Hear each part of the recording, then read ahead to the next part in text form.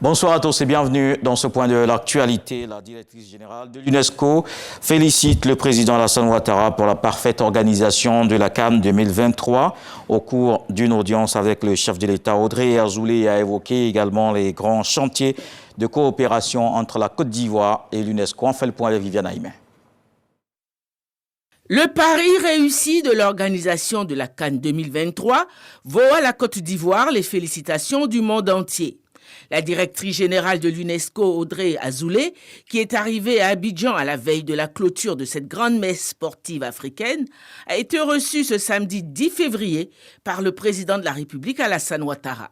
Comme vous le savez, l'UNESCO a une forte coopération avec la Côte d'Ivoire et je ne cesserai jamais de remercier Mme Azoulay qui nous a toujours soutenus dans ce domaine important, aussi bien de la culture que de l'éducation.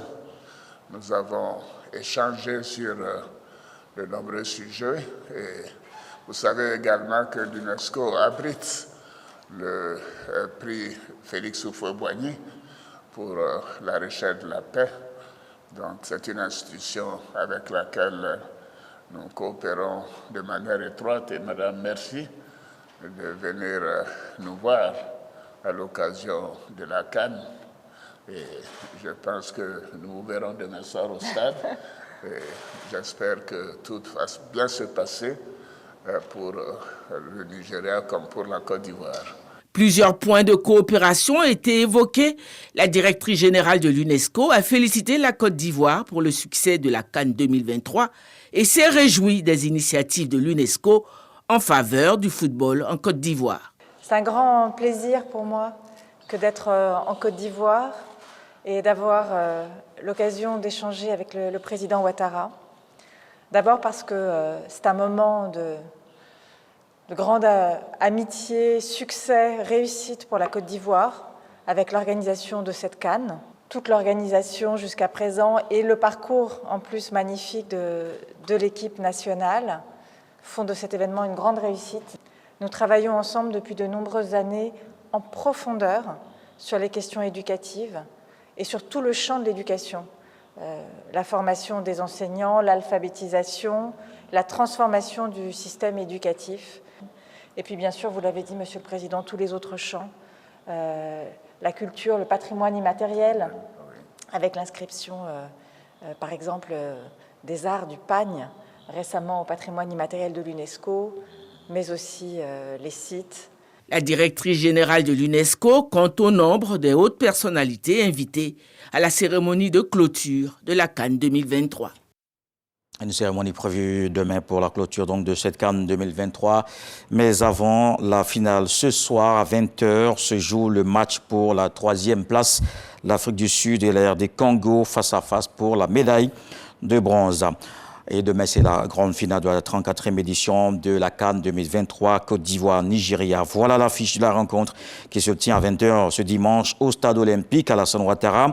Un match avec un air de revanche pour les éléphants. Ils avaient été battus en phase de poule par les Super Eagles. Les supporters ivoiriens y croient. Un slogan pour le dire, la CAN c'est chez nous, la coupe ne bougera pas. Tous mobilisés, ils appellent les pachydermes à tout donner pour obtenir la 3e étoile. Dans le reste de l'actualité au Sénégal, le bras de fer se poursuit après le report de l'élection présidentielle. Des manifestants ont été dispersés par les forces de l'ordre vendredi dans plusieurs villes. Au moins 10 personnes sont décédées.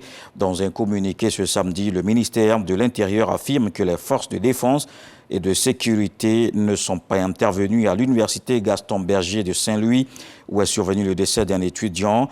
Des députés ont saisi cette semaine le Conseil constitutionnel contre la loi votée le 5 février à l'Assemblée nationale et qui reporte l'élection au 15 décembre 2024.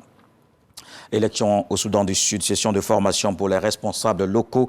La mission des Nations Unies dans le pays et le programme des Nations Unies pour le développement ont récemment organisé un atelier interactif dans la capitale Djouba. L'objectif principal est de discuter de la multitude de défis à relever pour préparer une élection dans 10 mois. Le président de la Commission électorale nationale estime que le pays peut organiser des élections libres, équitables et crédibles En août 2022, le gouvernement de transition du Soudan du Sud a prolongé son mandat jusqu'en février 2025 et reporté les élections à décembre. Cette prolongation visait à surmonter les difficultés liées à l'application de l'accord de paix de 2018.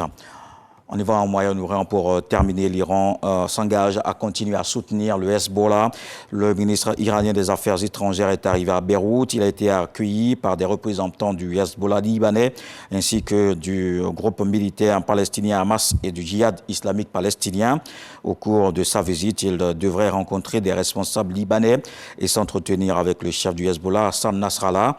L'Iran, principal soutien des groupes militaires, a appelé les États-Unis à faire pression sur Israël pour qu'il mette fin à son offensive dans la bande de Gaza. On se retrouve juste après le match de classement pour le journal.